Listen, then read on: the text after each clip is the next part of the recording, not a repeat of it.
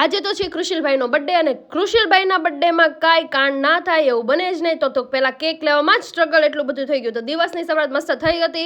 બધા ભાઈઓ અમે જોડે બેસી ગયા હતા ને એક બાજુ અલગ હું અને અથોડો બેસી ગયા હતા. અને ગામડે આવું એટલે મારા ફોનમાં કોઈ દિવસ નેટ આવે ને એટલે નેટ લેવા માટે હું સીધી ધાબે ચડી ગઈ હતી. તો પણ નેટ આવતું નહોતું. જોત જોતમાં ઋષિત આંટી આવી ગયા હતા. એમની મહેંદી મુકાઈને એટલે એ મને મહેંદી બતાવતા હતા કે મહેંદી કેવી મૂકી છે.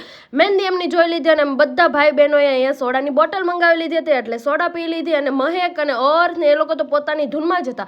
સોડા પીને અમને બધાને સોડા ચડી ગઈ હતી એટલે વિચાર્યું ચાલો કોઈ ગેમ રમે. એટલે કોઈ તો અહીંયા રોનાલ્ડો બની ગયો એટલે ફૂટબોલ રમવા લાગ્યા. અને થોડી વાર પછી બેસીને અમે લોકો તો પાછા ક્રિકેટ રમવાનું ચાલુ કરી દીધું. એટલે કોઈ પાછું વિરાટ કોહલી બની ગયું. અને ઘરે લગ્ન પ્રસંગ હોય એટલે કોઈ સમાવાનું તો છે જ નહીં. એટલે ગાડલા ને એની બધી વ્યવસ્થા પણ કરવી પડે ને એટલે ગાડલા ને એ બધું પણ મંગાવી લીધું હતું. પછી તો અમે લોકો નીકળી ગયા હતા ગારિયાધાર જવા માટે. ગારિયાધાર શા માટે? કેમ કે કૃશિલભાઈનો બર્થડે છે એટલે ગારિયાધાર જવા માટે નીકળી ગયા હતા. આવીને સૌથી પહેલા અમે લોકોએ ખાઈ લીધું હતું મંચુરિયમ. કેમ કે પેટ પૂજા તો સર્વપ્રથમ. અહીંયા કીધું હતું કે દિલાવરની પાવભાજી બહુ ફેમસ છે એટલે અમે લોકો પાવભાજી અને મંચુરિયમ ખાઈ લીધું. પછી ત્યાંથી ડાયરેક્ટ નીકળી ગયા હતા અમે લોકો કેક લેવા માટે. ફાઇનલી કેક ડન કરી લીધી. બહુ કન્ફ્યુઝન હતું કઈ કેક લઈએ કઈ નહીં, પણ ફાઇનલી કેક ડન કરીને ઘરે આવી ગયા. અને ફાઇનલી જેની રાહ હતી એટલે કે કેક કટિંગની, એટલે અમે લોકોએ સાંજે મસ્તીની કેક કટિંગ કરી લીધી. અને તમે બધા પણ કમેન્ટમાં કૃશિલને હેપી બર્થડે વિશ કરી દેજો. અને બસ આજનો દિવસ આવો જોયો. મળીએ નેક્સ્ટ વિડીયોમાં.